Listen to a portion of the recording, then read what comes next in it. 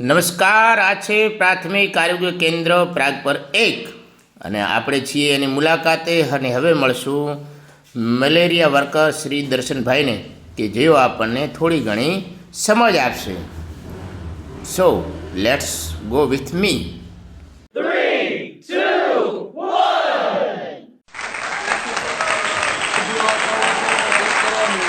1. આમાં ખબર પડે કે ચક્કર શેના કારણે આવે છે, પ્રેશર બીમારી શું છે એ બધું ખબર પડે. બરાબર. આ થર્મોમીટર છે, જેટલું આમ ઊંચું જશે પછી આપણે અહીંયાથી નાડી ચેક કરવાની. બેનની અહીંયા નસ હોય ને, નસથી આમ દબાવવાનું, એ ધબધક ચાલુ થાય એટલે આપણે અહીંયાથી મૂકી દેવાનું. આ અહીંયાથી બટન ઓછું કરી દેવાનું, પછી પોતે ઓટોમેટિક અહીંયા કને અટકી રહેશે.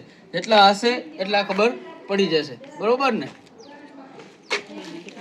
તાવનું છોકરાઓને મોટાઓને કોઈને પણ વધુ તાવ હોય કોઈને, તો આપણે આ બટન દબાવી મોઢામાં નાખવાનું કેટલું છે, કાં પછી અહીંયા બગલમાં રાખવાનું. તાવ કેટલું છે એ તમને ખબર પડે કે આટલા તાવ છે ને એટલું નોર્મલ છે કે વધુ છે કે એનું. પછી આ છે ડબ્બી.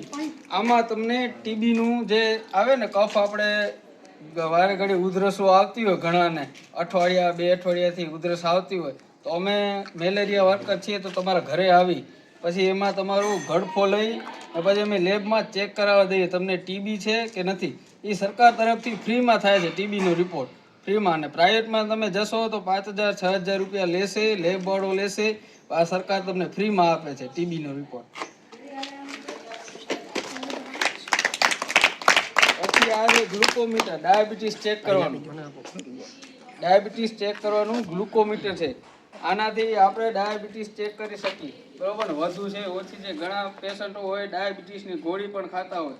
ડાયાબિટીસ થવાનું કારણ વધુ એ છે કે મીઠું ખાવાનું, ભાત કે એવું બધું કાંઈક ખાઈએ તો ડાયાબિટીસ વધી જાય આપણી, અને ના ખાઈએ ઓછું થાય. એના કંટ્રોલ માટે સ્પેશિયલ ગોળીઓ આવે છે, એ પણ સરકાર તરફથી. જે પ્રાઇવેટમાં મોંઘી આવે એ ગોળી 500ની 600ની કે અમુક પાવર, જે પાવર પ્રમાણે આવે તે પાવર પ્રમાણે ભાવ હોય ને, પણ સરકાર તરફથી અહીંયા ફ્રીમાં છે.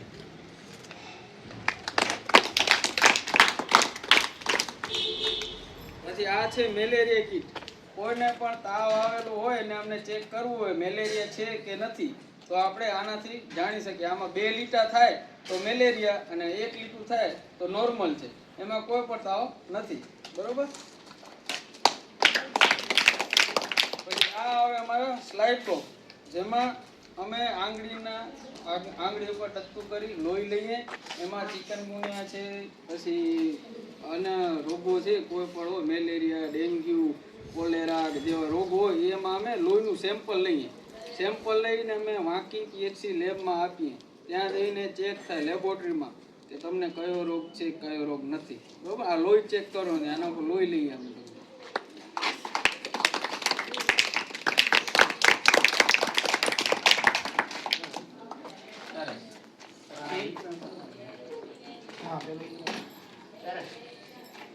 દર્શનજી સાહેબે ખૂબ જ સરસ આપણને માહિતી આપી.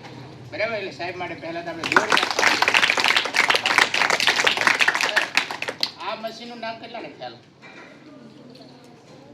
ધોરણ 7-8માં છોકરા બનાવ્યું પણ હતું ગયા વર્ષે, તમને યાદ હોય તો. આંચલ બોલો તો. સ્ટેથોસ્કોપ. Very good. આંચલ માટે જોરદાર કામ. શું ઉપયોગ હોય આનો, કોઈ કહેશે મને?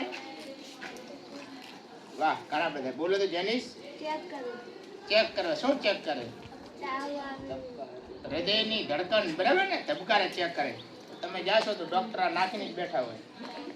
આપણે પૂછવું ના પડે કે ડોક્ટર કોણ છે હોસ્પિટલમાં. જે સાહેબના ગળામાં આમ હોય અને આવી રીતે ટાઈ લટકતી હોય સ્ટેથોસ્કોપ નહીં, એ ડોક્ટર જ હશે. એ તરત કાનમાં નાખીને પછી આમ ચેક કરે. બરાબર. તમારામાંથી કોણ આવશે ચેક કરવા માટે? સરસ. આ મયુર આવી. હાલ મયુર નહીં, આ મયંક હાલ. અને તારે આને ચેક કરવાના. બરાબર. ચપકારા. આ બાજુ વારી ગયો. પહેલા તો તારા ઠીક હાલે છે ને જોવા પડશે. અવાજ આવે છે? ઝપ ઝપ ઝપ આવો અવાજ આવે. એવું લાગે જાણે કોઈ ડ્રમ વગાડે. બરાબર. ચાલો તો નહીં. હા, મયુરભાઈ ના ધબકારા ચેક કરીએ. જો દોડીને આવ્યા હોય તો ધબકારા ફૂલ આવે. ટપ ટપ ટપ ટપ. વધારે ડ્રમ વાગે નહીં. સરસ ખ્યાલ આવી ગયો ને ગુડ. હું રોકી રાખું ધબકારા. ધબકારા રોકી હે? ધબકારા રોકાય નહીં. રોકાય તો પછી હું પૂરું થઈ જાઉં. ઊંડા શ્વાસ લ્યો.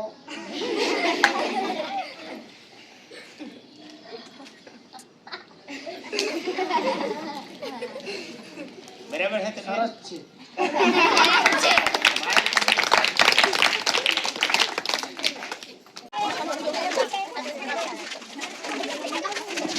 ઢકણે ઢકણે.